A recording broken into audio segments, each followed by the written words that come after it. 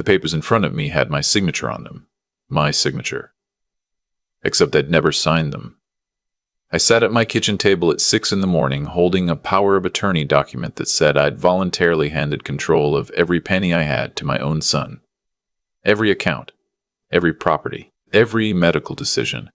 My name is on those papers in blue ink, written in a hand that looks almost like mine, but isn't. I'm 67 years old. I live in a small craftsman house in Roanoke, Virginia, the same house my late wife Beatrice and I bought back in 1984. I worked 34 years as a structural engineer at a firm downtown, designing bridges mostly, before I retired in 2019. I have one son. His name is Damien. He's 41, married to a woman named Heather, and until that morning at the kitchen table, I would have told you he was a good man. I want to be clear about something before I go any further. I loved my son. I still do, in some twisted corner of my chest that won't let go. That's what makes the rest of this story hurt.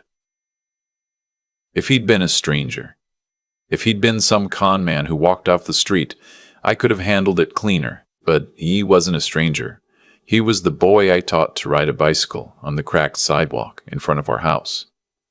He was the kid who slept with a stuffed elephant until he was 9 years old. He was the young man I co-signed for at the University of Virginia, the man whose wedding I paid for, the father of my only granddaughter, Leela. And he tried to take everything from me.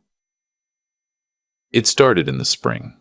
I was diagnosed with mild cognitive impairment in March. Not Alzheimer's, not yet, but the doctor used the word early a lot, and the word progression. He gave me pamphlets. He recommended a support group. He told me I should make legal arrangements while I still had clear judgment, because the day might come when I couldn't. I drove home that afternoon and sat in the driveway for 40 minutes before I could go inside. I called my son that evening. I told him everything. I told him I was scared. He cried on the phone. He said, "Dad, we're going to take care of you. You're not alone." I believed him. A month later, Damien and Heather started coming over more often. They brought casseroles. They mowed my lawn. They sat with me on the porch and asked careful questions about my medications, my routines, my finances. Heather, who has a master's in social work, suggested I make a list of all my accounts so that if something happened, they'd know what to do. I thought it was thoughtful. I made the list. I gave it to her on a yellow legal pad. She thanked me and took it home. I should have known then. I should have felt something shift in the air, but you don't when it's your own boy. You don't see it because you're not looking for it. By June, Damien had started talking about a trust. He said his accountant had recommended one. He said if I put my assets into a revocable trust with him as the trustee, it would simplify things, save on taxes, protect me if my condition got worse. He brought paperwork over one Sunday afternoon. He told me his lawyer had already drafted it. I looked at the cover page. It was 47 pages long. I told him I'd need time to read it. He said, "Dad, take all the time you need. There's no rush." 2 weeks later, he called me from his car. He sounded breathless. He said, "Hey, Dad, the lawyer needs those signatures by Friday, or we have to redo everything. Can you just sign and we'll go over it together this weekend?" I said no. I told him I wasn't comfortable signing something I hadn't read. He got quiet. Then he said, "Sure, Dad, whatever you want." He never brought it up again. That should have been the second warning. The third warning came when my granddaughter Leela called me one Tuesday afternoon. She's 12. She's the sweetest kid you'll ever meet, all elbows and braces and a laugh that sounds like her grandmother's. She said, "Grandpa, Mom says you might not be able to come to my dance recital next month. She said you've been confused lately. Is that true? Are you okay?" I sat on the edge of my bed and listened to my granddaughter ask me if I was losing my mind, and I realized something was very wrong. I told her I was fine, sweetheart. I told her I was fine, sweetheart. I told her I'd absolutely be at her recital. I told her not to worry about Grandpa. After we hung up, I sat in that quiet bedroom for a long time. The next morning, I drove to my bank. Wells Fargo on Franklin Road. I sat down with a young woman named Aisha and asked her to print out all transactions on every account I had with them over the last 6 months. She raised her eyebrows but didn't say anything. She came back with a stack of paper about 2 inches thick. There were 3 withdrawals I hadn't authorized. One for $14,000, one for $9,500, one for $22,000, all going to an account I didn't recognize, with a routing number Aisha said belonged to a different bank entirely. I asked her who had signed for these. She looked at the records. She looked at me. She said, "Sir, these were initiated through a power of attorney we have on file." I told her I'd never granted anyone power of attorney. She pulled up the document on her screen and turned the monitor toward me. There it was. My signature. My name, notarized by someone I had never met. Dated 4 months earlier. That was the morning I sat at my kitchen table at 6 a.m. with those papers in front of me. Alicia had given me a printed copy to take home. I sat there in my bathrobe with a cup of coffee gone cold beside me, and I looked at that forged signature for what must have been an hour. I didn't cry. I want to say that clearly. I didn't break down. I just looked at it. And the more I looked at it, the colder I got. Not angry. Cold. There's a difference. Anger is hot. Anger is loud. Anger makes you stupid. Cold is something else. Cold lets you think. By the time the sun was fully up, I had a plan. The first thing I did was call an attorney. Not my regular attorney, because I didn't know who might have been spoken to in this town. I drove 3 hours to Richmond and walked into the office of a man named Eldon Whitfield Marsh, an elder law specialist who'd been recommended to me by an old engineering colleague whose wife had gone through something similar with her brother. I'd called him from a payphone outside a gas station in Lynchburg. I didn't want my cell phone records to show anything. Eldon was in his late 70s, with white hair and reading glasses that hung around his neck on a leather cord. He looked at the documents I'd brought. He looked at them for a long time. Then he set them down and looked at me over the top of his glasses. He said, "Sir, what your son did is a felony in the Commonwealth of Virginia. Forgery, financial exploitation of an older adult, embezzlement through a fiduciary instrument. He's looking at 5 to 10 years if we pursue it. Possibly more if a jury feels strongly. Do you understand what I'm telling you?" I told him I did. He said, "I need to ask you a difficult question. What do you want? Do you want him punished? Do you want your money back? Do you want to give him a chance to make this right? These are different paths, and they lead to different places." I sat in his office for a long minute. The grandfather clock in the corner ticked. Outside, a woman was walking a golden retriever past the window. I said, "I want my money back. I want him out of my life. I don't know yet about the rest." Eldon nodded slowly.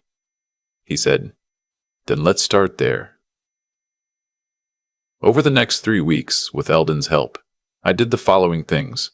Quietly, one at a time, like a man laying out tools on a workbench, I revoked the fraudulent power of attorney. We filed it with every institution. We sent certified letters to every bank, every brokerage, every insurance company. I moved my assets. Not all at once, that would have triggered alarms. We did it in pieces, into new accounts at a credit union in Richmond that Damien didn't know existed.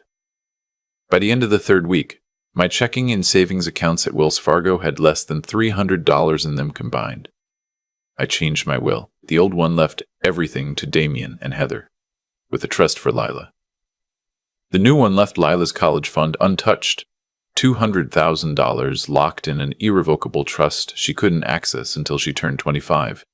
With Eldon as the trustee, everything else went to the Roanoke Free Clinic, where Beatrice had volunteered for the last 12 years of her life, and to the Alzheimer's Association.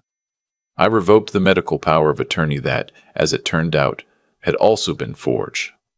I made Eldon my medical proxy. I gave him a copy of my advance directive. I told him under no circumstances was my son to be permitted to make decisions about my care. And then there was the matter of the condo. I should have mentioned this earlier. 2 years before, after Beatrice died, I bought Damien and Heather a condominium in a new development outside of Charlottesville. It was a wedding anniversary gift, sort of. Damien was struggling with his mortgage on their old house. Lila was about to start middle school, and I had the money, so I bought the condo outright, cash. $580,000. I put the deed in my name, with Damien and Heather as occupants. I'd planned to transfer it to them eventually, but I hadn't gotten around to it. After Beatrice died, a lot of things didn't get done. That meant the condo was still legally mine. Damien and Heather had been living there for 2 years, but they didn't own it. I did. I called a realtor in Charlottesville, a woman named Constance. I told her I had a property I wanted to put on the market quietly. No sign in the yard, no open houses. She said she could do that. I told her the occupants didn't know yet. She was silent for a moment. Then she said, "Sir, I'll need to coordinate showings. They'll have to know eventually." I said, "I'll handle that part." I didn't handle that part. Not yet. I let Constance start marketing the property to her network of investor clients, while Damien and Heather went on with their lives in a home they were about to lose. It took 6 weeks. During those 6 weeks, Damien called me twice. Once to ask if I'd thought any more about that trust. I told him I was still reading. He said, "Dad, you've had it for months." I told him my eyes weren't what they used to be. He sighed. He said, "Okay, Dad, just let me know." The second time he called, it was the night of Leela's dance recital. He said, "Hey, Dad, listen, about the recital tomorrow. Heather and I have been talking, and we think it might be too much for you. The crowd, the noise. Leela will understand. We'll record it." I sat in my recliner and gripped the armrest hard. I said, "Son, I'm coming." He said, "Dad." I said, "I'm coming to my granddaughter's recital." End of discussion. There was a long pause. Then he said, "Fine, but we're going to talk about this. You can't just override us. Heather and I are trying to look out for you." I told him I'd see him tomorrow, and I hung up. I went to that recital. I sat 3 rows back. Lila spotted me from the stage during the curtain call, and her whole face lit up. She ran off the stage in her purple tutu and threw her arms around my neck, and I felt her warm cheek against my jaw, and I thought, "You're worth all of this. Every bit of it. Whatever has to happen next, you're worth it." Heather watched us from across the lobby with an expression I'd never seen on her face before. Something hard. Something calculating. I watched her watch me. We held eye contact for maybe 4 seconds. Then she turned away. 3 days later, the text came. It was a Saturday afternoon. I was in my garage rebuilding the carburetor on the 1972 Ford pickup that had belonged to my father. My phone buzzed on the workbench. I wiped my hands on a rag and picked it up.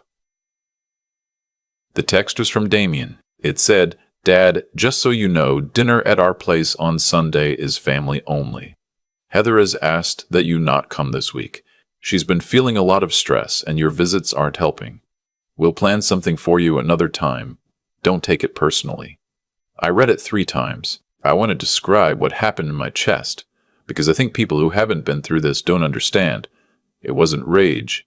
It wasn't grief, exactly. It was a kind of clarity. Like when you've been squinting at something for hours, and you finally find your glasses. Everything in focus, sharp edges, cold light. My son. The boy I talked to fish. The boy I drove 400 miles to pick up from college when he had pneumonia his sophomore year.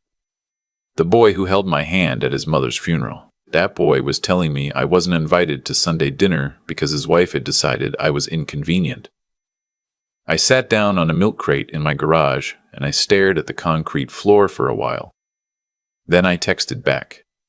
Just one word. "Okay." I put the phone down. I went back to the carburetor. That night, I called Constance, the realtor.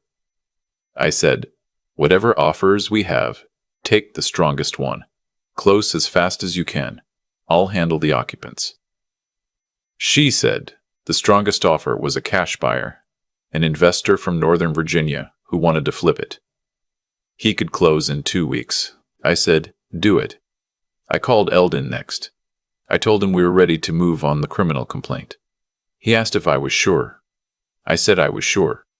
He said he'd file paperwork with the Commonwealth's attorney on Monday morning. He also said something I'll never forget. He said, "Sir, once we start this, we can't unstart it. The state will prosecute whether or not you want them to, because the law against elder financial abuse is a public safety statute.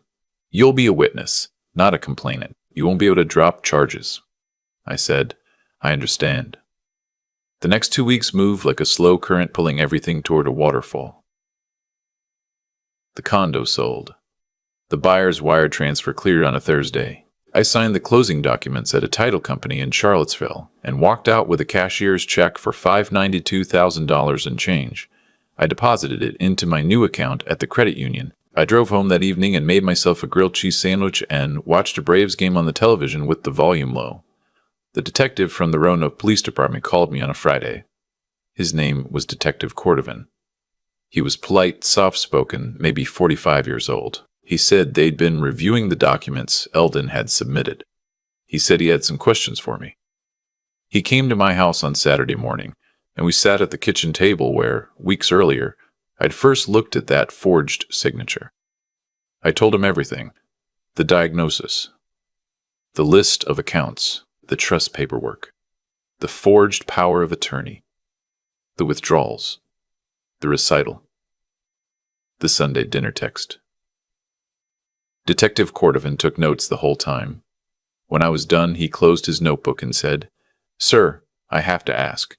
Is your son aware that any of this is happening? Has he had any chance to explain?" I said no. He said, "Do you want to give him that chance? Sometimes families are able to resolve these things without our involvement." I thought about that for a long moment. I thought about the boy with the stuffed elephant. I thought about the man who held my hand at his mother's funeral. I thought about the forged signature. I thought about Lila asking me if I was losing my mind. I said, "Detective, my son had every chance, every single one. He's the one who decided we were past talking." He nodded. He said, "I understand." He left around noon. He told me an arrest warrant would likely be issued by the end of the following week. That Sunday, the day I wasn't invited to dinner, I drove to the Alzheimer's support group at the Methodist Church on Brambleton Avenue. I'd been going for 2 months by then. There were 8 or 9 regulars. We sat in folding chairs in a fluorescent-lit room and drank bad coffee and talked about our diagnoses or our spouse's diagnoses, or the small daily indignities of watching your mind become a stranger. That afternoon, a new woman came. She was 63. Her name was Marguerite Albright. She'd been a librarian for 35 years at the public library downtown. Her husband had died of early-onset Alzheimer's 18 months before. She'd been his sole caregiver for the last 4 years of his life, and now, she said, she was finally trying to figure out how to live as just herself again. She had silver hair cut short, and she wore reading glasses on a chain, just like Eldon's. And when she laughed, it was the first real laugh I'd heard in months. After the meeting, we stood in the parking lot for almost an hour, talking. She told me she'd been a quilter for 30 years. She told me she'd never learned to drive a stick shift, which had been a source of mild marital tension. She told me her late husband had loved old trucks. I told her about my father's 1972 Ford pickup. She said, "I'd love to see it sometime, if you wouldn't mind." I said I'd like that. The arrest happened on a Wednesday morning. I wasn't there, but Eldon called me afterward to walk me through it. 2 Roanoke County deputies went to Damien's office, where he worked as a regional manager for an insurance company. They asked him to step outside. They placed him in handcuffs in the parking lot. He was taken to the county jail, processed, and held overnight on charges of forgery, financial exploitation of an older adult, and aggravated identity theft. Heather was not arrested, though Eldon told me the investigation was continuing and additional charges were possible. Damien called me from the jail that night. He used his one phone call on me. I knew it was him because the caller ID said the jail's number, and I'd been told to expect it. I answered. He said, "Dad." I said, "Hello, son." He said, "Dad, what the hell is happening?" "They're saying I forged your signature." They're saying I stole from you. Dad, please. This is a misunderstanding. Tell them this is a mistake. Heather and I were trying to help you. I listened to him. I let him talk. He talked for almost 2 minutes straight, his voice rising and breaking. He talked about how I must be confused. He said the medication was affecting me. He said Heather was beside herself. He said Lila was crying. He said I had to fix this. When he finished, I was quiet for a long moment. Then I said, "Son, I'm not confused. I went to the bank.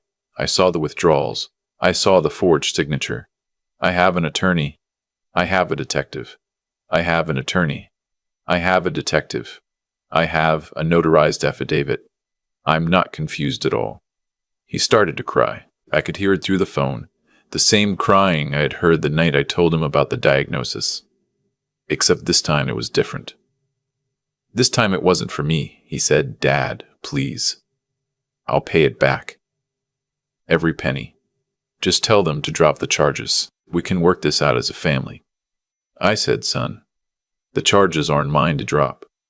And even if they were, I wouldn't drop them. You weren't trying to help me. You were trying to take what I have. And what's worse, you used my granddaughter against me. You told her I was losing my mind so she'd be ready when you took control. You poisoned the well between me and the one person who has nothing to do with any of this." He started to argue. I cut him off. I said, "I'm going to hang up now. I love you, son. I want you to understand that. I have loved you every day of your life, and I will love you every day until I die. But I'm not going to let you destroy me, and I'm not going to pretend this didn't happen. You will face what you did, and maybe, on the other side of that, we will figure out what kind of relationship is possible between us. But it won't be this. Not ever again." I hung up. I sat in my recliner and looked at the wall for a long time. Then I got up, went to the kitchen, and made myself dinner. There's a part of this story I haven't told you yet, and I want to tell it now because it matters. About a week after Damien's arrest, while he was out on bond awaiting trial, Heather drove to my house. It was a Tuesday evening. She didn't call ahead. I heard her car pull into the driveway and I went out onto the porch. She got out of her SUV. She didn't say hello. She walked up the front walk and stood at the bottom of the steps and looked up at me.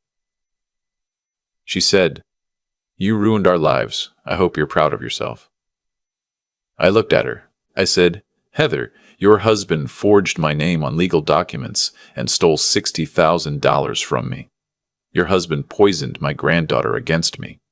Your husband told me not to come to a family dinner because you decided I was inconvenient. I didn't ruin anything. He did. You did.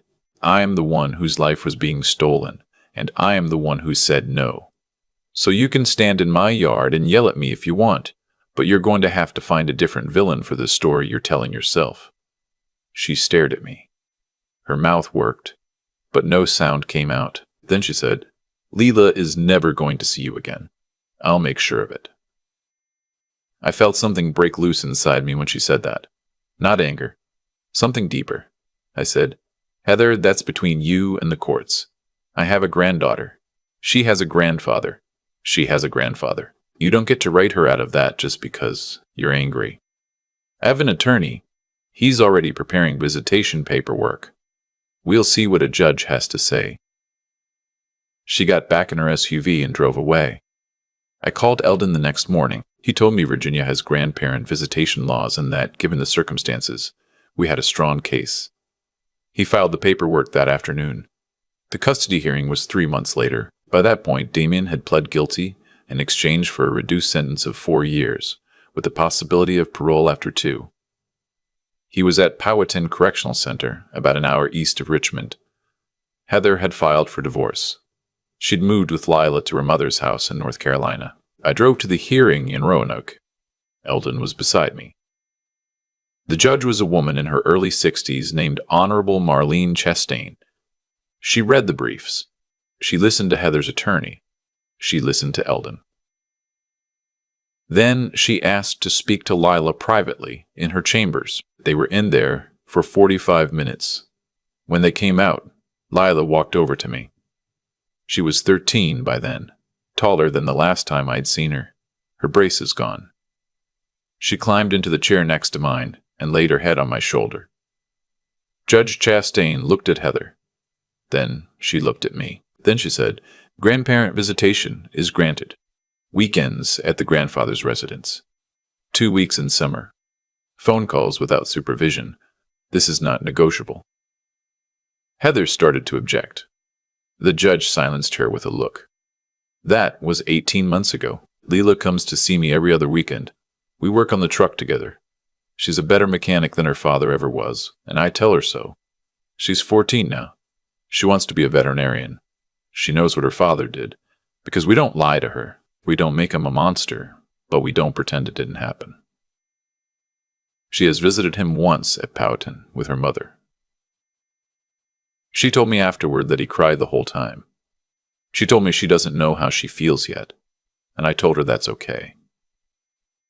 You don't have to know yet. You have your whole life to figure that out. Marguerite and I have been seeing each other for about a year. She moved into the Craftsman last spring. We didn't get married. Neither of us felt the need. We just lived together, two old people in a quiet house, working on her quilts and my truck and reading on the porch in the evenings. Leela adores her. Marguerite has taught her how to make blackberry pie, and how to thread a sewing machine, and how to tell when a peach is ripe. My cognitive impairment has progressed slightly in the 2 years since my diagnosis. I forget words sometimes. I lost my keys for an entire weekend last month and found them in the freezer. The doctor says I'm doing well, considering he says the support of family and good legal protection has made a measurable difference. I take that as a compliment to Marguerite and Eldon and Lila, more than to me. I want to say one more thing before I'm done. People have asked me, when I've told this story in support groups and in conversations with neighbors who've gone through their own versions of it, whether I regret it, whether I'm sorry I sent my own son to prison, whether I think I went too far. I'll tell you what I tell them. I didn't send my son to prison. He sent himself there. He made every choice that led him to that place. He forged my signature. He stole from me. He used my granddaughter against me. He decided I was a problem to be managed, rather than a father to be loved. I just stopped pretending those things weren't happening. The hardest part of this whole story wasn't the betrayal. It wasn't the legal proceedings. It wasn't even the moment I picked up the phone to authorize the criminal complaint. The hardest part was accepting that the boy I raised had become a man who would do those things, and that no amount of love from me could change what he had chosen. I could love him. I do love him.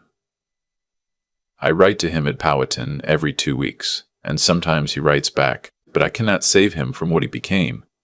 I can only protect myself from it, and protect Lila from it, and hope that someday, on the other side of his sentence, the man who comes out is closer to the boy I remember than the man who texted me out of a Sunday dinner. If you're watching this and something in it sounds familiar, I want to tell you something. You are allowed to protect yourself. You are allowed to say no, even to your children, especially to your children. Love is not a permission slip for abuse. Family is not a hostage situation. The people who love you do not steal from you. The people who love you do not use your grandchildren as weapons. The people who love you do not text you out of dinner because their spouse is uncomfortable with your existence. Get a lawyer, not a family friend, a real lawyer who specializes in elder law. Make a will. Make it specific. Update it. Get a power of attorney with someone you trust and make sure your bank knows about it. Watch your accounts. Watch your mail. Watch the people who suddenly take an interest in your finances after a diagnosis. And if it happens to you, the way it happened to me, I want you to know you're not alone, and you're not crazy, and you're not wrong to do what needs to be done. You raised them. You love them. You did your part. What they do with the life you gave them is on them. My name is Wexford Halbrook. I'm 67 years old. I live in Roanoke, Virginia, in a Craftsman house I bought in 1984. I have a granddaughter named Lila. a woman named Marguerite who I love, an old truck that runs better every year, and a son in prison who I still pray for every night. I lost a lot, but I kept what mattered, and I'd do it again. I've had 2 years to sit with what happened, and I want to share what those years have taught me, because the lessons didn't come easy, and I don't want anyone else to learn them the same hard way I did. The first thing I understand now is that every choice my son Damien made was a seed, and every seed grew into exactly what it was planted to be. When he forged my signature, he wasn't just stealing money. He was planting the day a deputy would put handcuffs on him in his office parking lot. When he told my granddaughter Lila that I was losing my mind, he was planting the day she would sit in a judge's chambers and tell that judge she wanted to see me anyway. And when he texted me out of Sunday dinner, he was planting the day a stranger from Northern Virginia would wire me $592,000 for the condo my son thought was his. Nothing in this story happened by accident. He built it, brick by brick, with his own 2 hands. I just stopped catching the bricks when he threw them at me. The second thing I understand is that love and self-respect are not opposites. I spent the first 65 years of my life believing that if I really loved someone, I had to absorb whatever they did to me. That's not love. That's a contract you sign with your own diminishment. Real love says no. Real love protects the next generation from the patterns the last generation tolerated. When I let Lila see me stand up to her parents, I gave her something my own father never gave me. I gave her permission to do the same someday, if she ever needs to. The third thing I understand is that getting old does not mean getting weak. There's a quiet strength that comes from knowing you've lived long enough to recognize a wolf, even when the wolf is wearing your own son's face. I was scared the morning I sat at that kitchen table with the forged power of attorney in my hands. I was scared every step after that, but I kept moving. I drove to Richmond. I called Eldon. I changed my accounts.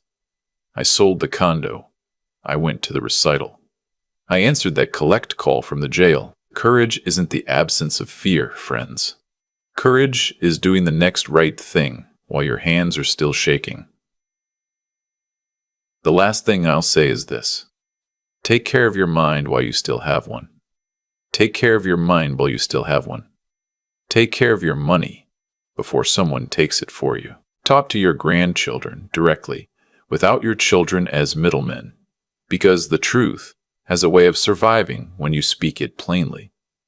And if the people who are supposed to love you start treating you like an obstacle, believe them the first time. Don't make them prove it twice. I lost my son, but I kept myself. And in the end, that was the only thing I ever truly owned.